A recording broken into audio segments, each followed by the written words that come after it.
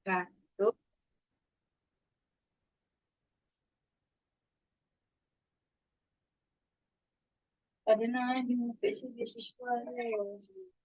Assalamualaikum warahmatullahi wabarakatuh.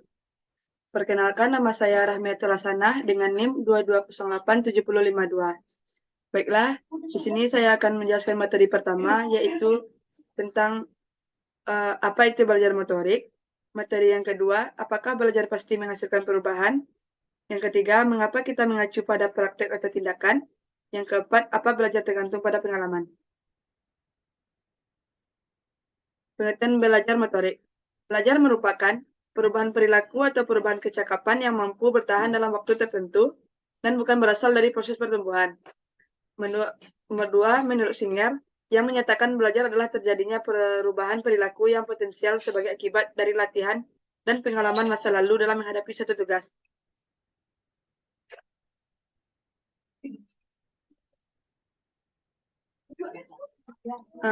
Pertama, apa itu belajar motorik? Belajar merupakan perubahan perilaku atau perubahan kecakapan yang mampu bertahan dalam waktu tertentu dan bukan berasal dari proses pertumbuhan. Kedua, pengertian motorik.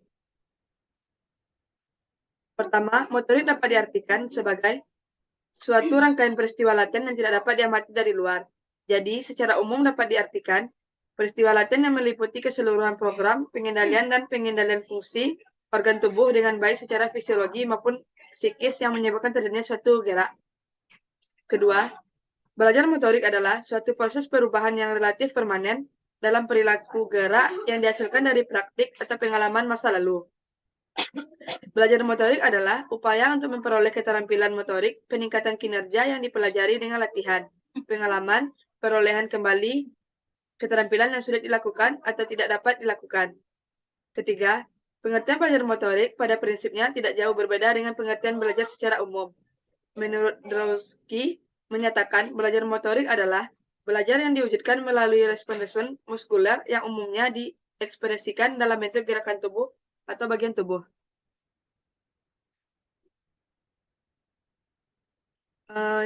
Yang B, apakah belajar pasti menghasilkan perubahan perilaku? Menurut Muhammad Surya, definisi belajar adalah suatu proses usaha yang dilakukan individu untuk memperoleh suatu perubahan tingkah laku yang baru keseluruhan, sebagai hasil pengalaman individu itu sendiri dalam interaksinya dengan lingkungan. Menurut Ernest Hillgard, dalam Surya Brata, belajar merupakan proses perbuatan yang dilakukan dengan sengaja, yang kemudian menimbulkan perubahan yang keadaannya berbeda dari perubahan yang ditimbulkan oleh lainnya. Sifat perubahannya relatif permanen, tidak akan kembali kepada keadaan semula, tidak bisa diterapkan pada perubahan akibat situasi sesaat, seperti perubahan akibat kelelahan, sakit, mabuk, dan sebagainya. Belajar adalah mencari informasi atau pengetahuan baru dari sesuatu yang sudah ada di alam. Belajar akan membawa satu perubahan pada individu-individu yang belajar. Perubahan ini bukan hanya berkaitan dengan penambahan ilmu pengetahuan, tetapi juga bentuk kecakapan, keterampilan, sikap, pengertian, harga diri, minat, watak, dan penyesuaian diri. Ciri-ciri perubahan perilaku dalam belajar. Pertama, perubahan terjadi secara sadar. Berarti bahwa seseorang yang belajar akan menyadari terjadinya perubahan itu atau sekurang-kurangnya ia merasakan telah terjadi adanya suatu perubahan dalam dirinya. Misalnya, ia menyadari bahwa pengetahuannya bertambah, kecakapan bertambah, kebiasaannya bertambah. Jadi, perubahan tingkah laku yang terjadi karena mabuk atau dalam keadaan tidak sadar tidak termasuk perubahan dalam pengertian belajar. Karena orang yang bersangkutan tidak menyadari akan perubahan itu.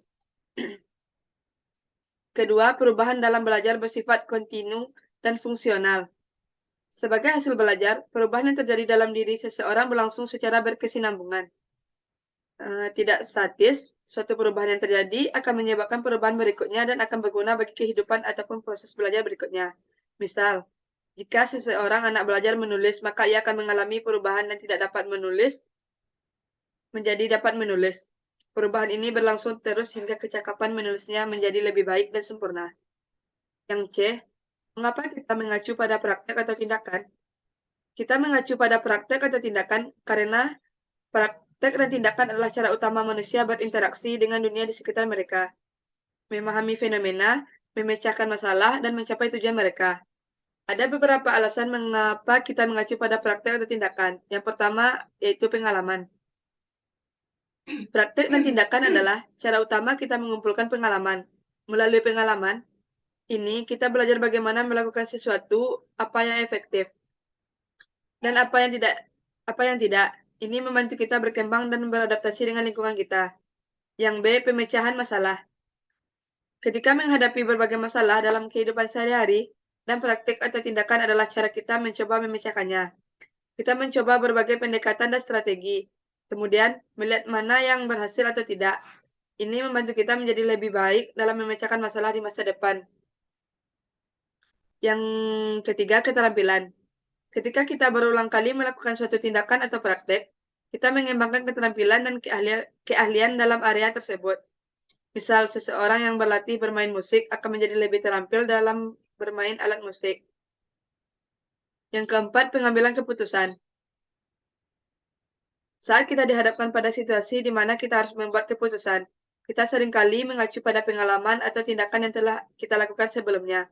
Ini membantu kita membuat keputusan yang lebih informasi dan berbasis pengalaman. Yang selanjutnya, perbaikan berkelanjutan. Dalam konteks bisnis atau organisasi, pengacuan pada praktek dan tindakan adalah cara untuk terus melakukan perbaikan berkelanjutan. Dengan menganalisis hasil dari tindakan yang diambil, dapat mengidentifikasi area yang perlu ditingkatkan dan melakukan perubahan yang sesuai. Dengan mengacu pada praktek atau tindakan, kita dapat memanfaatkan pengalaman dan pengetahuan yang telah kita kumpulkan untuk membuat keputusan yang lebih baik, mencapai tujuan, dan terus berkembang sebagai individu dan organisasi. Yang D, apa belajar tergantung pada pengalaman? Ya, belajar tergantung dengan pengalaman.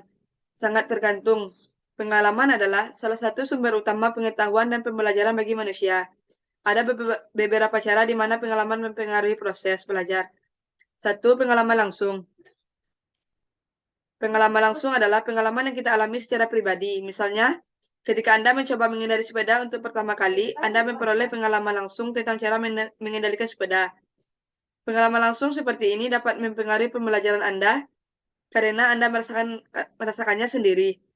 Yang kedua, pengalaman sosial.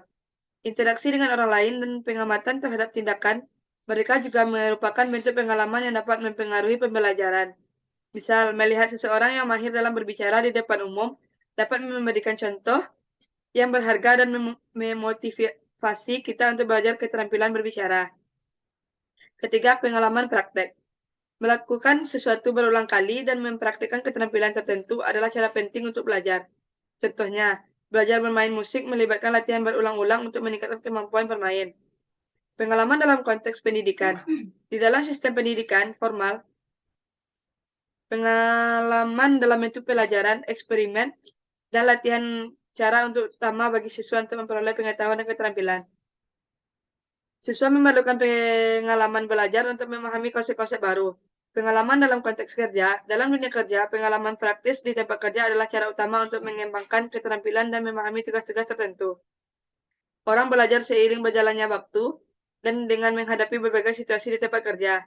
Namun penting juga untuk diingat bahwa belajar tidak hanya terbatas pada pengalaman langsung. Kita juga dapat belajar melalui buku, kuliah, video, dan sumber belajar lainnya. Kombinasi pengalaman langsung dengan pengalaman belajar dari sumber-sumber lain dapat memperkaya pemahaman dan pengetahuan kita. Selain itu, refleksi terhadap pengalaman juga merupakan komponen penting dalam pembelajaran, di mana kita memikirkan apa yang telah kita alami dan bagaimana pengalaman itu dapat mempengaruhi pemahaman dan tindakan kita di masa depan.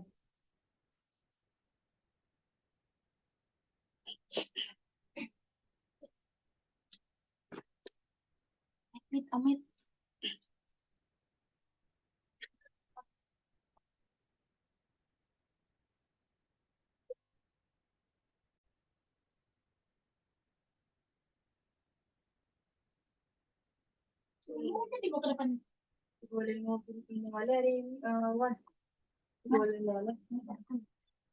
Baiklah, saya melanjutkan materi selanjutnya, yaitu tentang materi yang pertama, adaptasi teori belajar psikologi.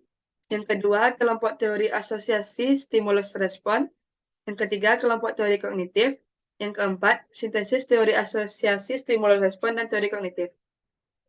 Pertama, adaptasi teori belajar psikologi. Definisi adaptasi teori belajar. Adaptasi teori belajar psikologi adalah proses menerapkan prinsip-prinsip teori belajar dalam psikologi untuk merancang pengalaman pembelajaran yang efektif. Ini memungkinkan pendidik dan pelatih untuk memahami dan memaksimalkan proses pelajaran individu atau kelompok. Pengertian teori belajar menurut para ahli. Satu, menurut Saam, menyatakan bahwa teori kognitif menekankan peristiwa belajar merupakan proses internal atau mental manusia. Teori kognitif menyatakan bahwa tingkah laku manusia yang tampak tidak bisa diukur dan diterapkan tanpa melibatkan proses mental yang lain seperti motivasi, sikap, minat, dan kemauan. Yang kedua, menurut Gretler dalam UNO, menyatakan teori belajar kognitif merupakan suatu teori belajar yang lebih mementingkan proses belajar daripada hasil belajar itu sendiri. Bagi penganut aliran ini, belajar tidak sekedar melibatkan hubungan antara stimulus dan respon, namun lebih erat dari itu. Belajar melibatkan proses berpikir yang sangat kompleks. Yang B, tujuan dan manfaat adaptasi teori belajar. Penerapan teori belajar dapat membantu meningkatkan pemahaman siswa, memotivasi mereka untuk belajar, dan menciptakan pengalaman pembelajaran yang lebih efektif. Dengan adaptasi, pendidik dapat membuat pengalaman pembelajaran yang sesuai dengan kebutuhan dan tingkat perkembangan peserta didik. Adaptasi teori belajar dalam psikologi merujuk pada kemampuan individu untuk menyesuaikan diri dengan lingkungannya melalui proses belajar. Teori-teori belajar dalam psikologi telah berkembang seiring waktu, dan beberapa di antaranya. Pertama, pengertian teori belajar behavioristik. Teori belajar behavioristik merupakan teori yang mempelajari tingkah laku manusia. Menurut Desmita, teori belajar behavioristik adalah teori belajar untuk mengerti tingkah laku manusia menggunakan pendekatan mekanistik, objektif, dan materialistik, sehingga perubahan tingkah laku pada diri seseorang dapat dilakukan melalui upaya pengkondisian. Dengan kata lain, mempelajari tingkah laku seseorang seharusnya dilakukan melalui pengujian dan pengamatan atas tingkah laku. Yang terlihat, bukan dengan mengamati kegiatan bagian-bagian dalam tubuh. Teori ini mengutamakan pengamatan, karena pengamatan adalah suatu hal penting untuk melihat terjadi atau tidaknya perubahan tingkah laku tersebut. Yang kedua, pengertian teori belajar komprehensif, teori belajar kognitif. Dalam perspektif kognitif, belajar adalah perubahan dalam struktur mental seseorang yang memberikan kapasitas untuk menunjukkan perubahan perilaku. Struktur mental ini meliputi pengetahuan, keyakinan, keterampilan, harapan, dan mekanisme dalam kepala pembelajar. Yang selanjutnya, pengertian teori belajar konstruktivisme, yaitu sebuah teori yang memberikan kebebasan terhadap manusia yang ingin belajar atau mencari kebutuhannya, dengan kemampuan untuk menemukan keinginannya atau kebutuhannya tersebut dengan bantuan fasilitas orang lain. Manusia untuk belajar menemukan sendiri kompetensi, pengetahuan, atau teknologi, dan hal yang diperlukan dan mengembangkan dirinya. Suatu hal yang perlu diingat, tidak mungkin untuk menciptakan sebuah pembelajaran konstruktivis yang bersifat generik berlaku untuk semua situasi. Menurut sifatnya, konstruktivisme merupakan landasan berpikir pendekatan konseptual. Pengetahuan dibangun sedikit demi sedikit, hasilnya diperluas melalui konteks yang terbatas dan tidak dengan tiba-tiba.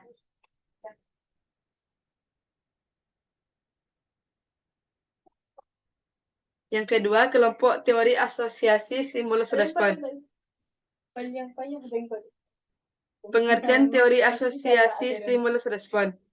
Yang pertama, teori asosiasi stimulus respon adalah kelompok teori yang fokus pada hubungan antara stimulus dan respon individu. Dalam teori ini, pembelajaran terjadi melalui asosiasi antara stimulus dan respon.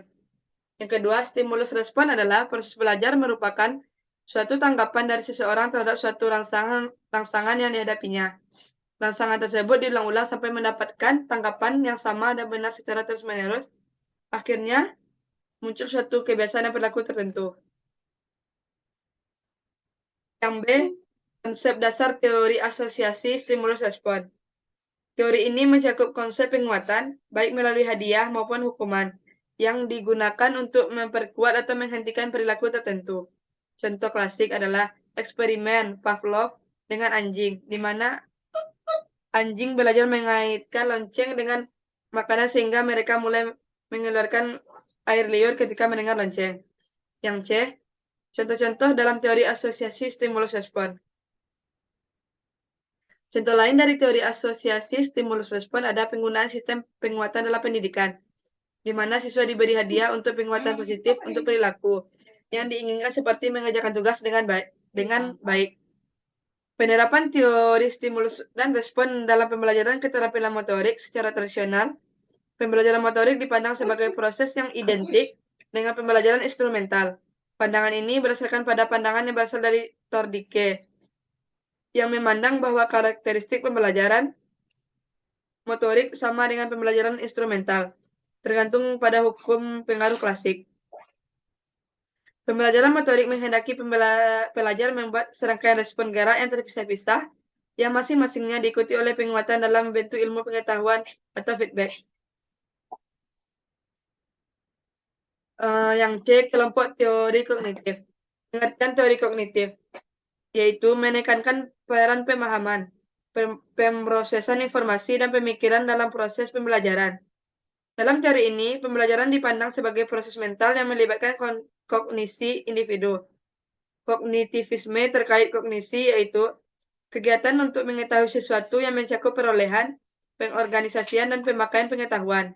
Artinya, kognisi fokus pada memori, atensi, persepsi, bahasa, rasio, pemecahan masalah, dan kreativitas, serta struktur mental atau pengorganisasiannya dalam proses mengetahui sesuatu. Tekanan utama pendekatan psikologi kognitif terletak pada bagaimana informasi diproses dan disimpan.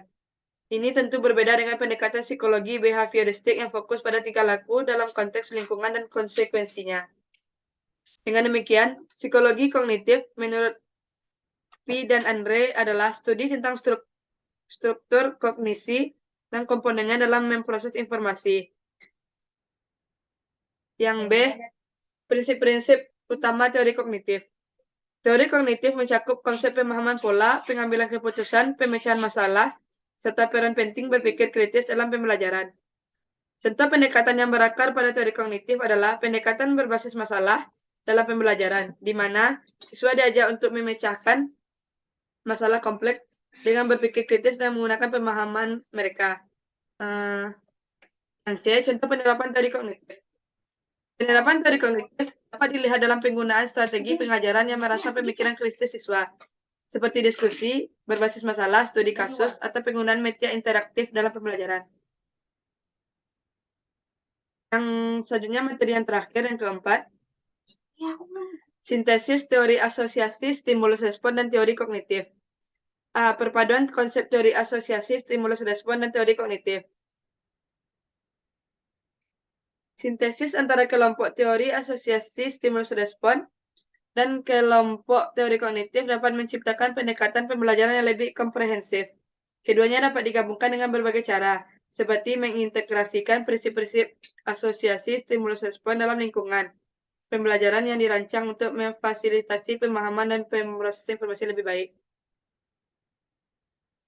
Yang B, manfaat sintesis antara kedua kelompok teori. Sintesis antara keduanya memungkinkan peserta didik untuk merasakan manfaat dan penguatan positif. Sementara juga mendorong pemahaman mendalam dan pemikiran kritis. Ini menciptakan pengalaman pembelajaran yang lebih seimbang dan holistik. Contoh penerapan sintesis teori dalam pembelajaran. Teori behavioristik merupakan teori belajar yang lebih menekankan pada perubahan tingkah laku serta sebagai akibat dari interaksi antara stimulus dan respon. Koneksionisme merupakan rumpun yang paling awal dari teori behavioristik. Menurut teori ini, tingkah laku manusia tidak lain dari suatu hubungan stimulus-respon. Siapa yang menguasai stimulus-respon sebanyak-banyaknya ialah orang yang pandai dan berhasil dalam belajar. Pembentukan hubungan stimulus-respon dilakukan melalui ulang-ulangan.